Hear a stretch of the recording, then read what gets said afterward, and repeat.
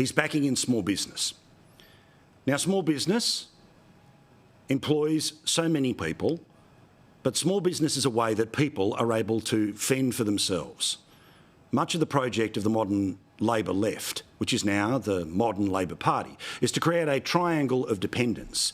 The triangle of dependence, where you're reliant on the state for the handout, you're reliant on the state because you work for it, or if you're in business, the biggest client is the state. Therefore, you never rock the boat. This is how Labor has stayed in power in Victoria for the best part of 30 years, has had a similar hold until recently in places like Queensland. But if you decide to start your own business, no matter what happens to be, you know the only way to get a pay rise is to get up earlier and go to bed later. And your taxation is something that should be as minimised as possible. So the instant asset write-off that this government has completely removed will be back in a big way, meaning that if you are running anything from a hairdresser's to a local lawn care business, you'll be able to buy things for your business and write it off against tax. Reviving growth, Mr Speaker, also means having the back of small business, including tax relief. We've got tax relief coming for small business. We will increase the instant asset write-off from $1,000 under this government to $30,000, and we're going to make that arrangement ongoing. We'll provide a deduction of up to $20,000 per year for small businesses for business-related meal expenses, which is also a much-needed shot in the arm for struggling cafes, restaurants and pubs. It will allow a local real estate agency or a builder to take staff to a local cafe to celebrate a big sales event or simply to say thank you to their hard-working employees. It creates jobs and it supports the struggling hospitality sector. I want small businesses to be taking risks, calculated risks, not shutting up shop.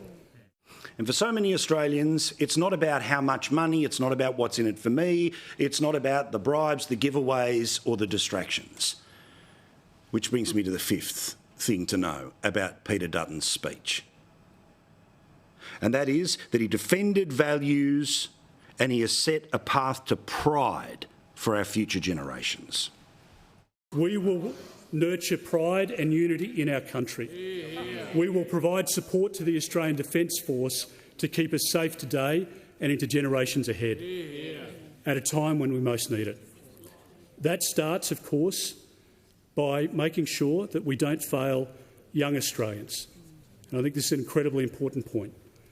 A coalition government will restore a curriculum that teaches the core fundamentals in our classrooms, a curriculum that cultivates critical thinking, responsible citizenship and common sense. These are the focuses of a Dutton government. That education matters, that pride in your nation matters, that making sure that a country that is focused on its future matters. And that comes from the top. This Prime Minister has a disapproval rating above 50%.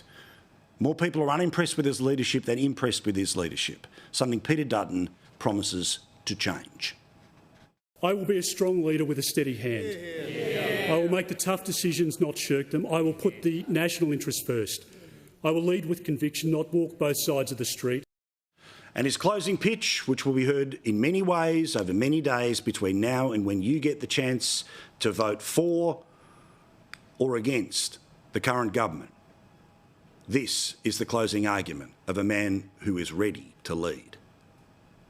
Australians are worse off under the Albanese government, and Australians cannot afford 3 more years of this bad Labor government. I say to Australians tonight, at this election, you can make the right choice. A better choice for you, a better choice for your family and a better choice for your country. Together, let's build a stronger, safer and better Australia, and let's together get our country back on track.